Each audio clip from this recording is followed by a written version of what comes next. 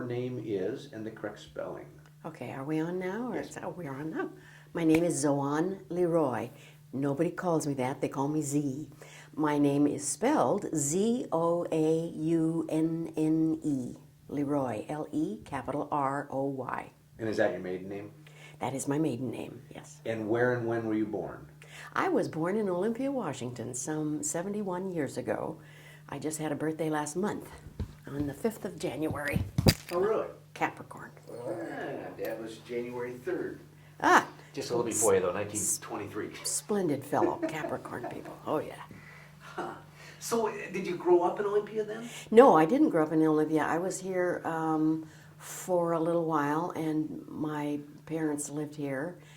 Mother kept divorcing Daddy and remarrying him, and we moved about in various different places, which is, she was a singer, and she wanted to be a singer. She did not want to be married to a logger. She was in love with him, but she didn't want to endure the loneliness of the logging camps.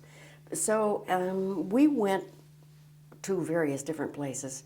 I can't recall any part of Olympia except the first grade, when we lived on San Francisco Street, and I went across the street to Roosevelt School, which is still there to my great astonishment, and I got my first book.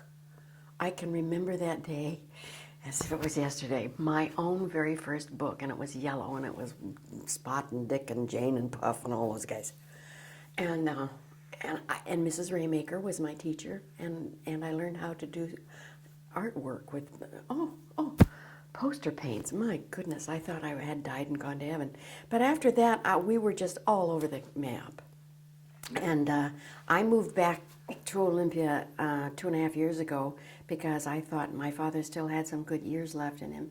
And he was only 96 last year, or the year before. And his brother, his older brother, had lived to 106. So I thought, oh, well, this is cool. And I bought a house here and hoped that Daddy could, if not live with me, at least spend some time with me. And we did, but he died far too soon. And so that was a disappointment. And so here I am, still in Olympia, trying to figure out how to reinvent myself. Where do I go now? Did you, when your mom and dad divorced, did you keep going back and forth between the parents? Or were you No, always... no, that was unheard of in those days. I just went with Mommy. And my brother was farmed out to a friend in Port Angeles. And it was odd. We hardly ever saw each other. And then we'd get back together. Mom and Dad would remarry, and that would last a while, and then they'd divorce again. So Mom would travel for a while. Yeah, and she always took me with her. And during the time that I remember most vividly, we lived in the Fisher Studio building downtown Seattle on 3rd Avenue. And right next door to it was the Winter Garden Theater, and across the street from it was the Telenews, and up the block was the Palomar. And in those days, there was a lot of neon, and a lot of what they call travelers, you know, those lights that, I thought, for a 5-year-old kid, I thought that this was paradise. I don't recall ever being around a big city before that, and I just thought this was cool. And Mama did club dates, and she auditioned. Sometimes she would leave me, don't tell anybody, she'd leave me alone in the apartment. But most of the time she took me downstairs to the Winter Garden Theater where the usherettes usherettes? Where did that word come from? Oh my God, now you know how old I am. They all knew me, and they were sort of my babysitters.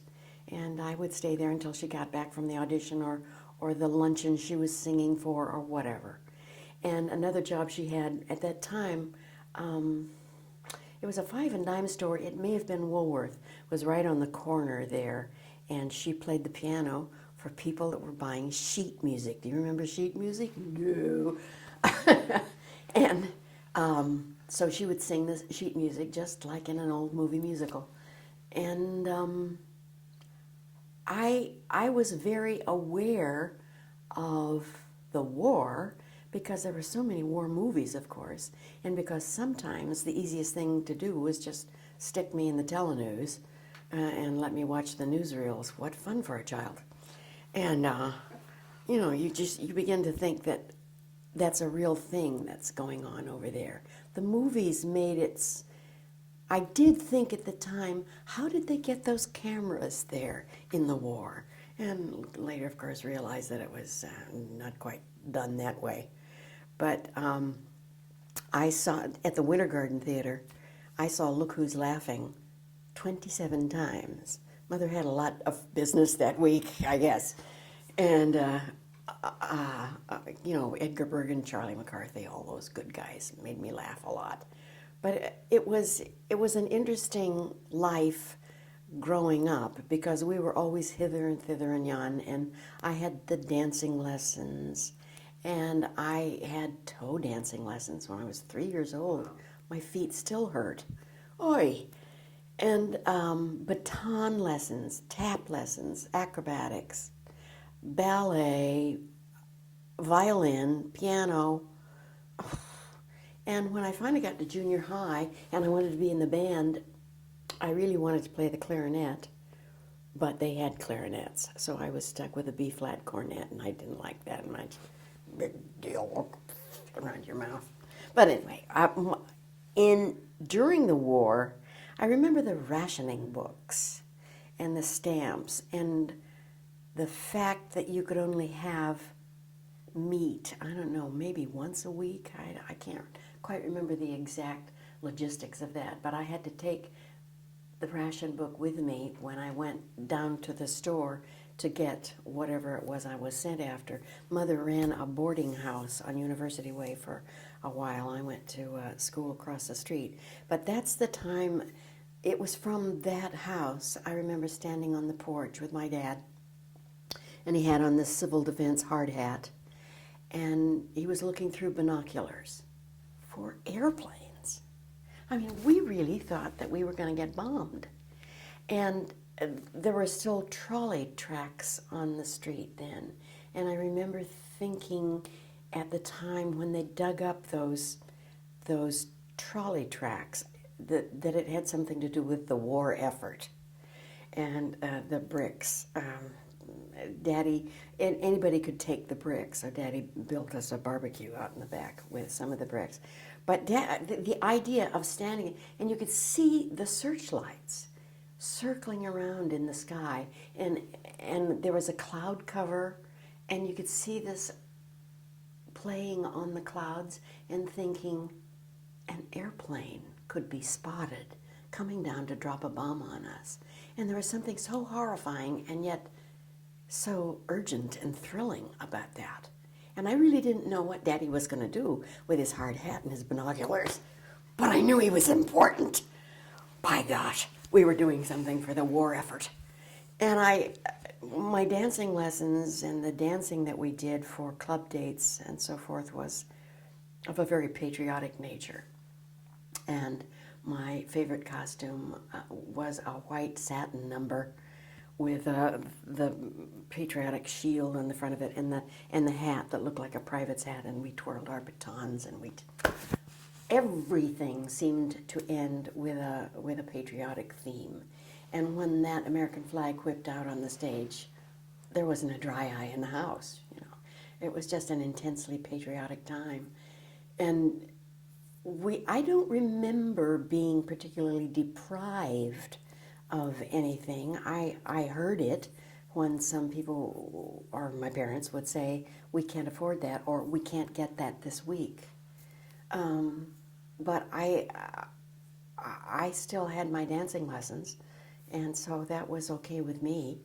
I was not ever constantly on the lookout for somebody to drop a bomb in my backyard, but there was that kind of undercurrent that it was dangerous to live in Seattle because the Germans were going to get the East Coast and the Japanese were going to get the West Coast.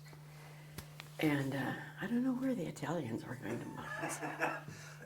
Did your dad talk about it at all, or you just watched him? No. I mean, did he explain? No, Daddy was a very, very closed-mouth kind of guy and very laid back, but very serious.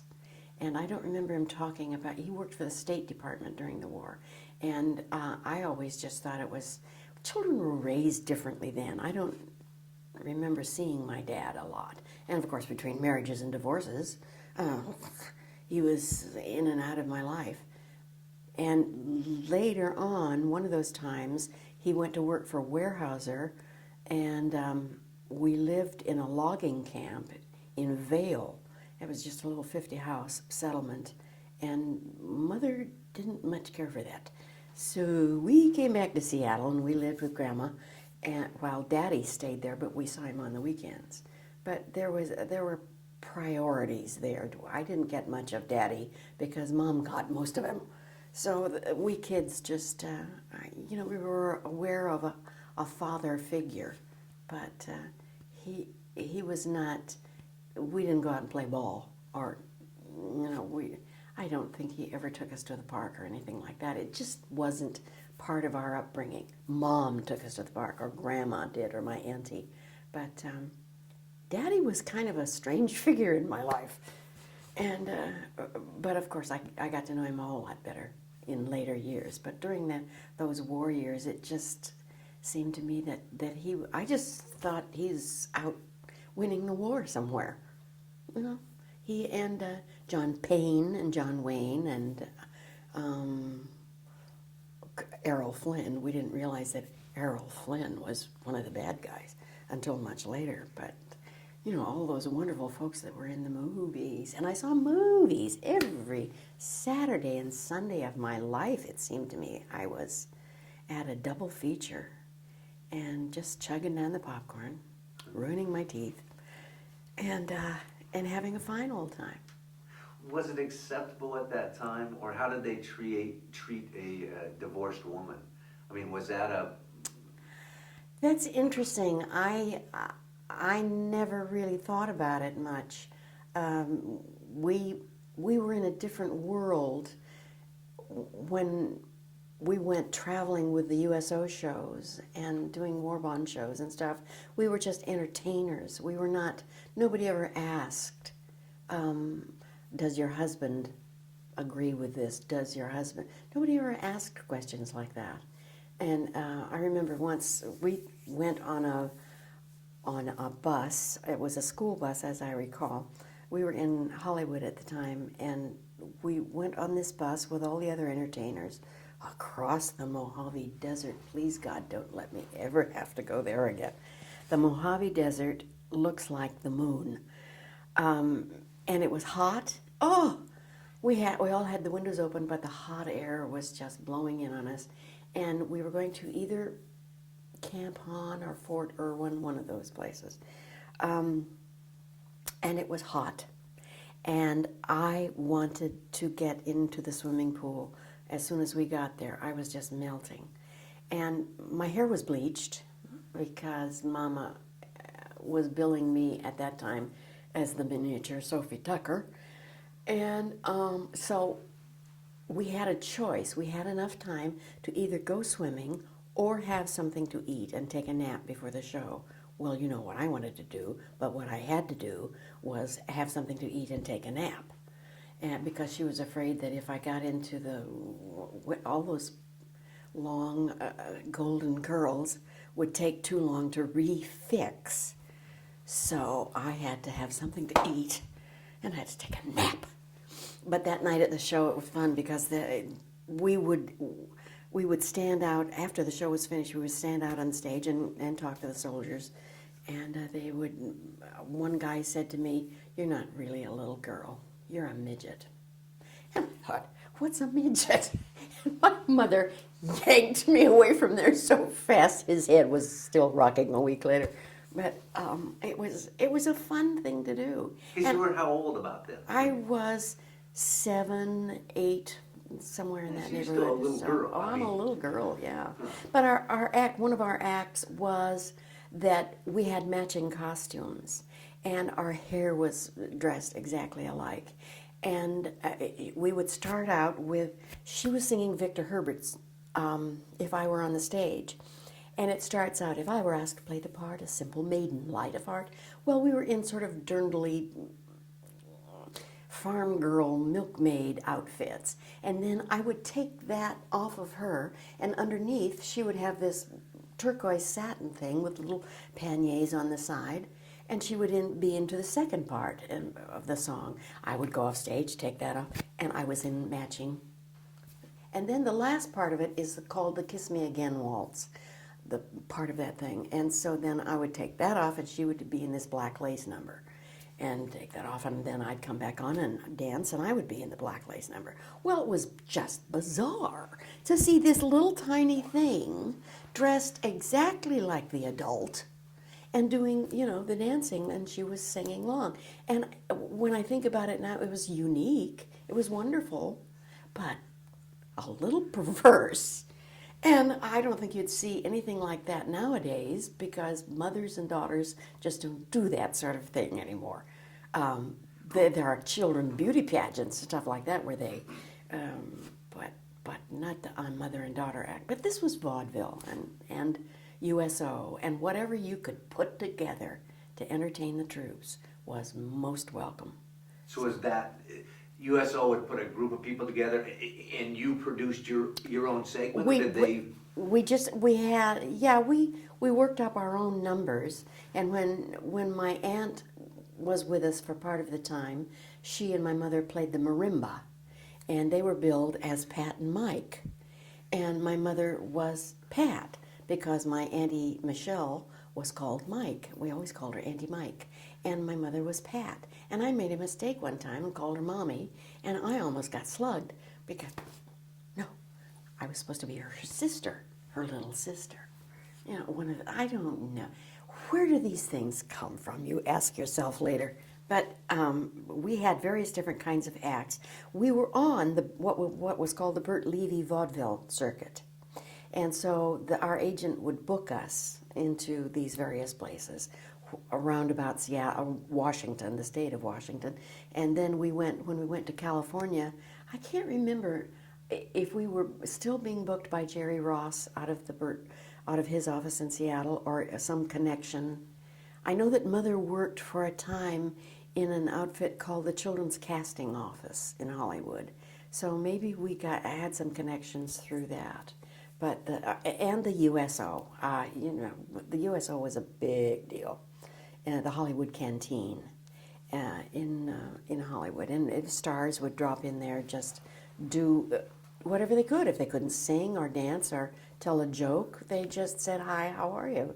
and passed out sandwiches and coffee. It was just a way station for the troops. So that was a central location that the USO shows performed at, and troops came through. Is that kind of, or did you? It was, as I recall, it was not something that was booked per se. The thing to the forts or any place we had to travel out of town, that was always booked to make sure that we all got on the right bus, and we all were together, and we all collected ourselves in the same bus afterwards.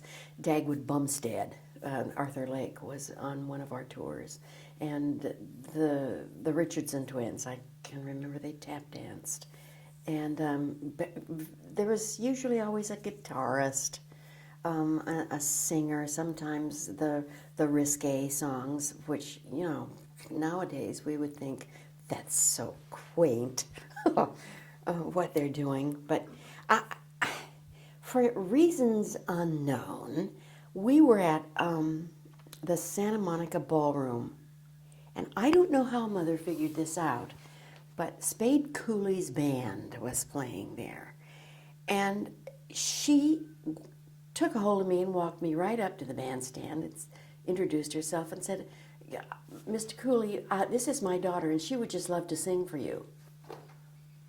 What? But I had this repertoire of songs, obscure songs, some of them that nobody knew, but everybody knew Sophie Tucker songs. So I would sing that to the amazement of the people in the ballroom. And that's how I got that autograph on a piece of sheet music. And you can see that as you travel through life, you keep shedding things. So, for some reason or other, instead of saving the whole piece of sheet music, how much room does that take up in your life? No, I cut out the autograph and saved that. I mean, how weird. But anyway, he says, thanks for singing with my band, Spade Cooley.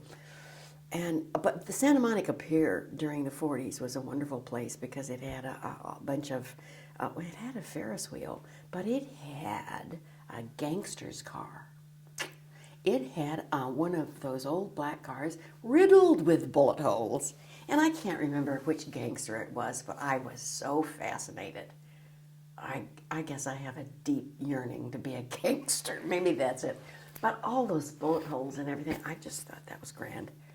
And a lot of little shops. I have just come back from visiting my sister in California, and they have revamped the old Santa Monica Pier, and they've put up a lot of good stuff down there. I was just down there. Yeah. Was your mom the typical stage mom, or was your mom thinking that this was her path to fame and glory? And When I saw the musical Gypsy, I thought, they took my mother's life. Although I was never a stripper, that's when later in high school, when we still had vaudeville here in the 50s, and the Barclay Girls, I was a member of the Barclay Girls chorus line, can line, and we did shows down on the docks while the troops were going out and when they came back in. And there was a big deal. Greater Seattle was the producer of these. And whoever was in town for whatever reason, Bob Hope, Francis Langford, whatever, we would all be a part of that. And we did our dances. We danced at the Palomar, and we did some wonderful corny dances, but we had some very flashy and wonderful costumes, most of which were designed by my mother. And then when we were booked at the Palomar, and we were backup numbers, 8 of us, I think it was, 4 on each side of this act that we had never seen before until the first show. Shows at 1, 4, 7, and 10, movies in between, what a bargain. And here these people came out and did something that it's a wonder that our eyes didn't fall out of our heads. And we got out of there so fast, we didn't even do the second show, as I recall, because this was something that was far closer to burlesque than anybody had thought of. So they got themselves another backup chorus. But now, your mother having you do Sophie Tucker songs. So now I know a little of Sophie Tucker. I mean, some of these days, you're gonna miss me, honey. 7 years old. Some of these days, you're gonna feel so... But where she got some of these other songs, I do not know. And later on, I suspected that maybe while she was parking me at the Winter Garden, she was going to some other theaters to see the musical numbers and check out the costumes. I don't know. But she pulled out songs from British Music Hall and taught them to me with a Cockney accent. 7 years old, bleach blonde. Joe took me to the pictures t'other night and it was fine. They called it The Betrayal, but the acting was divine. And, you know, it's just, I don't know where she got them.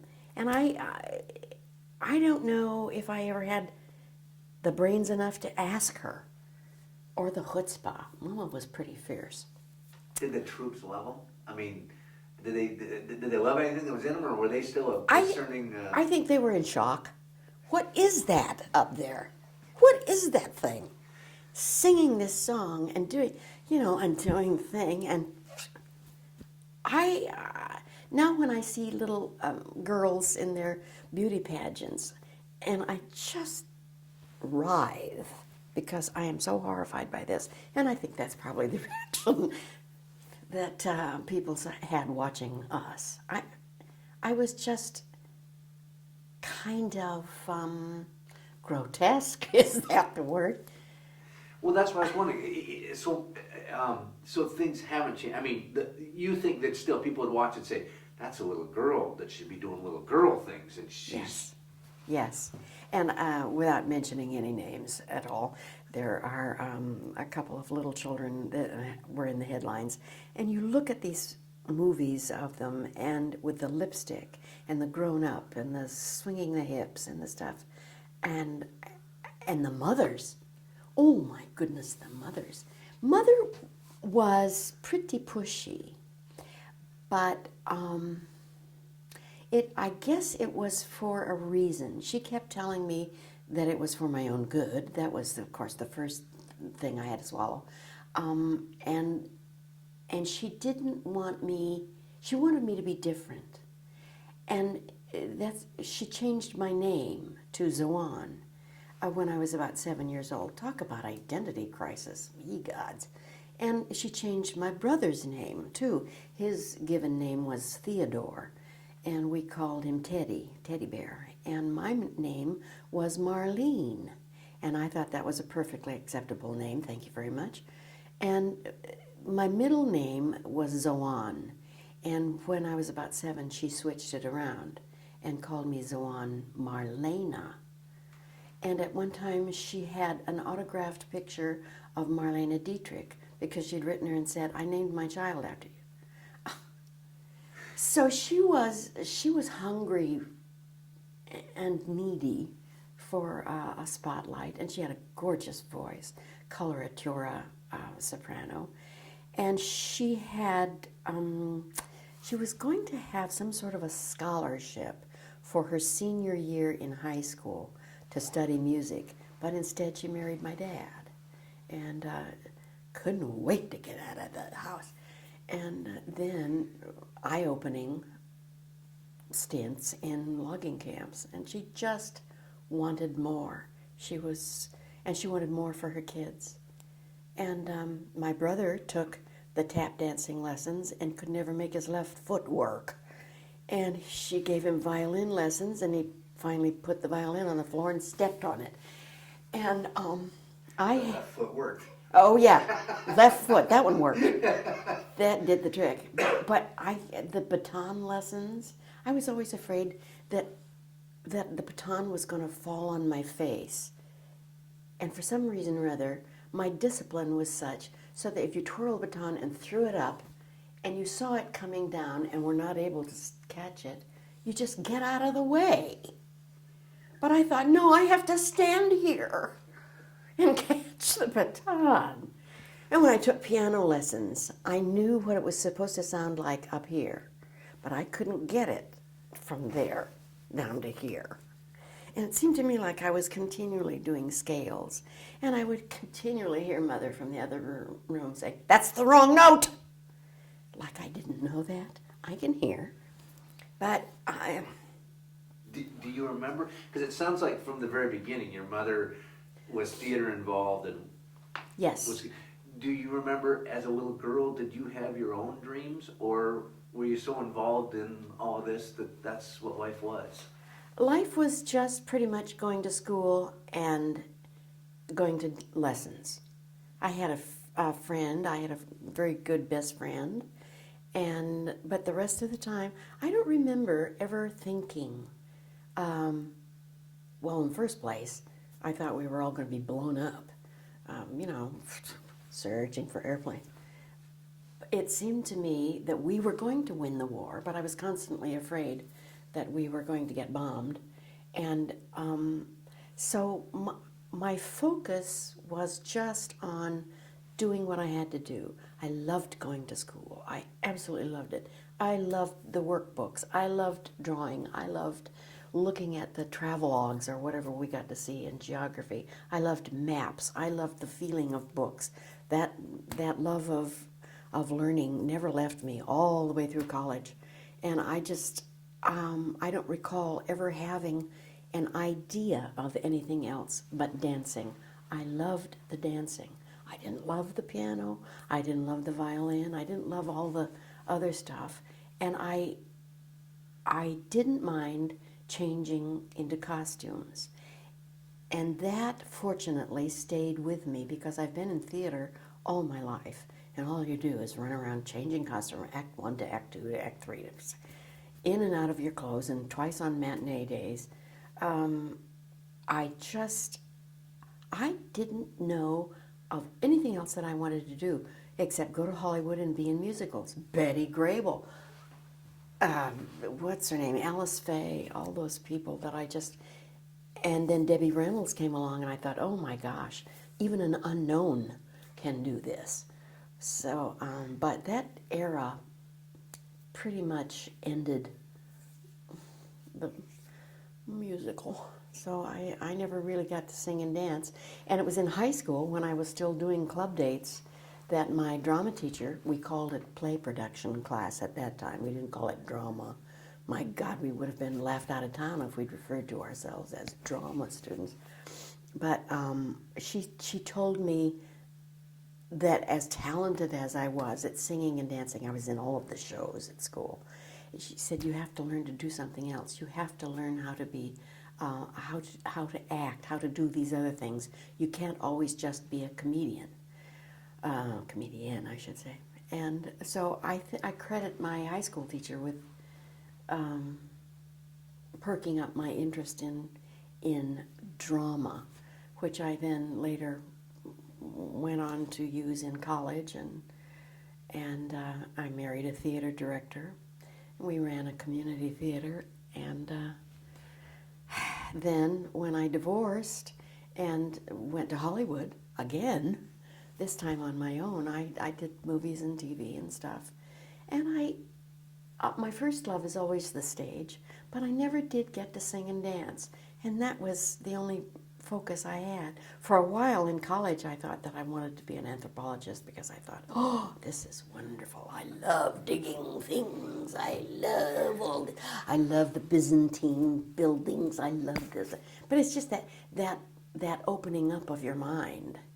And I quit dancing, and I just really didn't have much more to do with it. What did you said singing and dancing is what you really wanted to do. What did you do in your in the show where you were? Because you Red Cross, you got 1,000 hours of USO. So which show was that? Was that the? Oh, it was just various what we called club dates. If I call you and say we're doing a show at the Broadway Arts Hall, can you do it? What time? How many shows? What are you paying? You know, stuff like that. Yeah, you do it at the Broadway Performance Hall, and then next week we're going to take the same troupe of people. If you're available, then we're going to go to Tulsa. Can you be there? How are we going to get there? Well, you're going to have to drive. No, we can't do that. Oh, well, do you want to do shows just around town? Yes, preferably. My daughter's in school, whatever. So we did a lot of shows that were called war bond shows. In the 40s, up in Seattle on University between 4th and 5th Avenues, the Olympic Hotel sits there. And right in the middle of that great big wide street was a building that looked kind of like a gazebo. And it was called Victory Square. And there were always shows going on there, some kind of celebration, and people would gather around. I don't think there were any chairs, but people would just come and stand around the bandstand. If it was a band playing, or Mother sang with Bing Crosby there, and Frances Langford was on the bill, and she was in town doing a week at the Palomar. The Palomar was our last holdout. The Orpheum used to have live shows in Seattle. There's a hotel there now. The Coliseum, I think the Banana Republic is there now. But the Palomar was the last holdout. And that was on Union? I don't remember. And 3rd Avenue. But that's gone now. Pave Paradise and put up a parking lot. But that was the last of the old style vaudeville places where the movies were still the chasers to chase people out of the house get in a new crowd for the next show. But at the Victory Garden, did they pass a hat? Because you're out in open, or was it Victory Square? Victory Square? No, it was nothing like that. If you wanted to buy war bonds or stamps for your stamp book, you could do it there. But nobody collected any money. This was all freebies. This was USO sponsored, and if you were available, you did the show for our troops, for our morale, for victory, for us, for the USA, and whoever was available just did it. We got paid for certain other gigs we did, but for the USO, I don't recall that we ever got paid. This was all just our patriotic duty. And what was your big bring down the house? Let's see. I was the Statue of Liberty in one pageant there. I can't remember exactly what we were doing. I know we rode in a Jeep and we were driven by an Army guy, and the young lady who had a crown on her head and kind of tutu, she had war bond stamps off of her skirt. And it was a big deal that you could buy stamps, and she would take them right off of her skirt. And there was an Uncle Sam, and I think that all he did, or she, I can't remember, fake beard, the whole 9 yards, maybe just marched, maybe just sang a song. One guy, now that I think about it, I wish I could... Jared, something like that, sang us that song, Sie Heil, right into Führer's face, and parodies like that.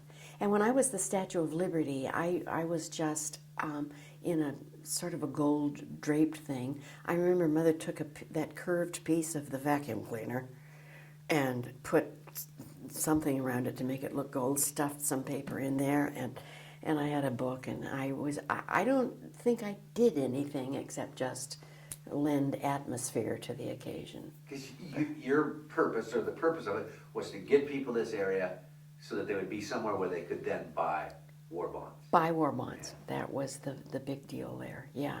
So it really was kind of a Judy Garland, Mickey Rooney, I got a barn. Exactly. Let's put on a show. Yeah, let's put on a show. And many of those movies, as a matter of fact, ended up with a big patriotic number. And even White Christmas starts out in an army camp. And then later on they tie that in when we'll follow the old man wherever he wants to go. But red, white, and blue, the costumes, the whole attitude was red, white, and blue. And when I think back to my first war, and the Korean War, and then the Vietnam War, and then when my own son enlisted in the Army, I just died. I thought, oh my God, how many wars do we have to go through? And the idea, when you think about 60, 65 years ago, yipes, the primitive way we had of dealing, my mind keeps going back to looking for airplanes flying. And the barrage balloons, I don't know if we had those here or if that was London, that with this, strings on them so it would catch the airplanes. They were flying that low. And people who don't understand about warfare thinking, oh yeah, well, we'll just drop a nuke on them or something. That isn't the way it was.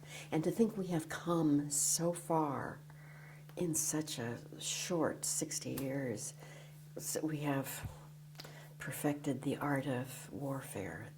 I watched something that I had taped a long time ago about Peter the Great and the warfare, and I've seen the shows and read the novels and the books and about the Civil War. And 45,000 men killed in one day, and they just go out and shoot at each other and drop down to one knee and shoot at each other. It's just, you just have an enormous feeling in your heart for this thing called freedom, and the fact that it, and I guess that was part of my intensely patriotic thing. I had a scrapbook about President Roosevelt. I had his picture. I had drawings of red, white, and blue bunting on the side. I had newspaper articles that I'd cut out and saved. I wish I had it now. But you just, George M. Cohan was right. It's just the red, white, and blue. And that's what I grew up with. And that was my feeling about this country, and that we were the best, and whatever we did, we were going to win. And there was nothing ho-hum about it. There was nothing like saying, oh, well, the Germans and the Brits, they can figure this out. We were going to help them. They were going to help us. And it was just part of my muscles and bones and sinews. I like your description where you're talking about your dad and how proud you were of him and his helmet and his... Oh, yes. I was so proud of my daddy. I just thought, the other guys on the block didn't have a daddy that was out there looking for planes. He was the block captain, or whatever you called it, and it was a fairly good-sized block. And I just thought, my dad, he's helping us win the war. And it was an intense feeling of pride in your dad and pride in the country. It's interesting because your mom being in the theater, and the theater, of course, has always been that class of people that, we've accepted different standards for them. The woman issue, changing role of women, didn't affect your mom and you so much, it sounds like, because you were in We were in the world at the right time, because during the war, women went to work. And women got to work at Boeing and places like that. They took over the jobs that men had formerly done. I mean, it was very rare to see a female secretary for a long time. Men did that job. And women went into the workforce, and so we were all, not I wasn't a woman, but we were out there. And nobody looked at us with that sort of look of, who do you think you are? Or you must be a tramp. You're out in the workforce. That didn't apply. And so I never grew up with that feeling. We were always emancipated. We were women. We were out doing a job, and it was an important job. And no matter what my mother did, I thought she was important, even if she was playing sheet music at Woolworth. And I remember a fabric store on 3rd Avenue. It was across from the Bond. It was a huge store called Gilman's. And Mother was a seamstress to beat all. And she could design costumes, and she was a seamstress for women. She could make dresses. She could do anything. And I spent a whole lot of my childhood in there amongst the bolts of material, thinking, oh my goodness, I wish I could go out and play. But I lived in the city. I couldn't go out and play. So I sort of, go around and touch the materials, and she would buy yards and yards of materials, and then we'd go home. And in this little tiny studio apartment, I swear to goodness, it wasn't any bigger than this room. I had a pull-down bed and a little tiny kitchen counter sort of thing.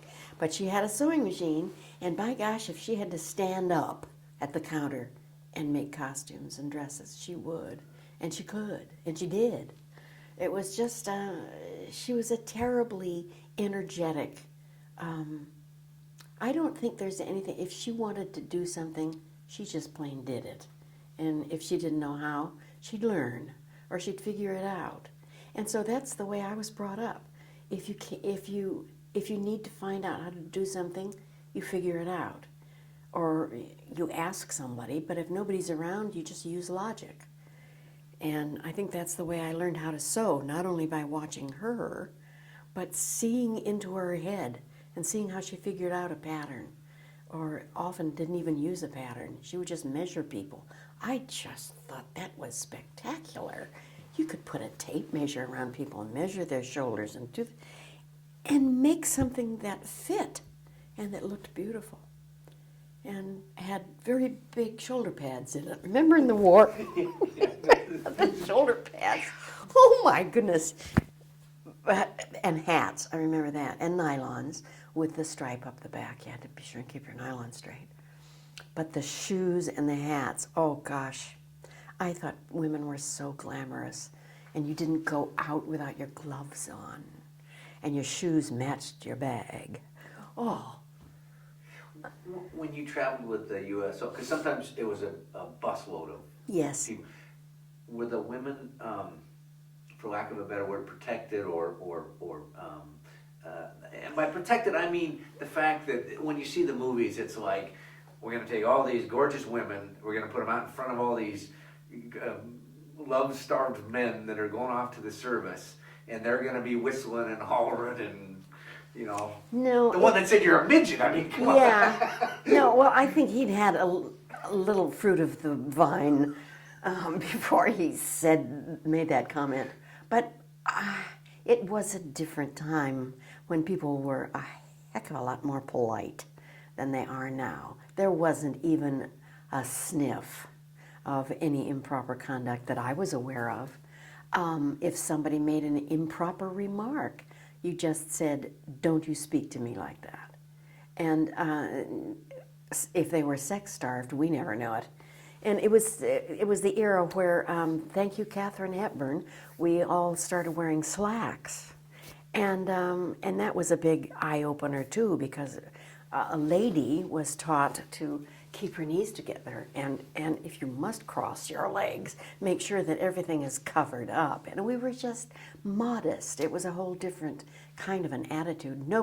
I can't believe that anybody would ever say to one of the performers, "You want to go out and have a quickie?" And that just didn't happen. Do you remember, were there catcalls or? Because I see your mom with the microphone and it looked like beautiful blonde. Was she blonde, brunette? No, she was brunette. Brunette, beautiful brunette, and Yeah. and I assume. Oh, I'm sure she got hit on. I'm sure she did. Because I didn't know if she said, "Oh, you need to go off with the usherettes for a while." And Yeah. I'm gonna go do my picture out there. No. But I'm sure that some of those times that people, because women didn't, there was not the wedding ring thing, that it later became like, "You're my property, wear your wedding ring." And of course, some of those times, mother was divorced. There were many divorces in there. So she was not a person who was driven by a physical need. Her need was to sing and to be out in front of people and to be doing a show. That was what her motivation was in life, and every effort was bent toward that. And if you complimented her on her singing, that was fulfilling to her. And if you complimented her on her costumes, that was double satisfaction. And then if you complimented her on her daughter, which sometimes I was her daughter, sometimes I was her sister, that was even a bigger deal, because it was just, she was intensely proud of her accomplishments and of what she was doing. And of course it was mixed in with the war effort too. Because it sounds like the patriotism gave her even more. I mean, she had this passion. Yes. Now you bring the patriotism. Yes, we were doing something for the country. And we didn't want to, I don't think she would have been any good in a soup kitchen or handing out donuts or doing any kind of stuff. She had the performer in her. Where she got it from, I have no idea, because my grandma was very straight-laced, and my grandpa, her father, was, I best not say what religion he was, but he was a fanatic. He was a complete religious nut. And so I can understand why she wanted to get out of the house and married at 17. But where this streak of show business came in her, I just have never figured out. But she was from another planet. What was her big song? Oh, she did the Victor Herbert things. If I were asked, let's see, Noel Coward. I'll see you again whenever spring breaks through again. And she had a lovely high soprano, but she could get down into the more throatier things. But she was never sultry. She was never this kind of a singer. She was just more, let's see, Deanna Durbin. She was more Deanna Durbin she was not Peggy Lee. She's the pretty girl next door. She was. With a mulatto, beautiful. Yes, yes. And even the pictures that I used to have of her, we always had 8x10 glossies. And she had some that were just headshots and some that were in her gowns that she had made herself. And those would be out in front of the nightclub or the whatever venue where she was performing. And she always looked innocent to me. She always looked like, and I think now that she was just a breath of fresh air, because she did things that were so,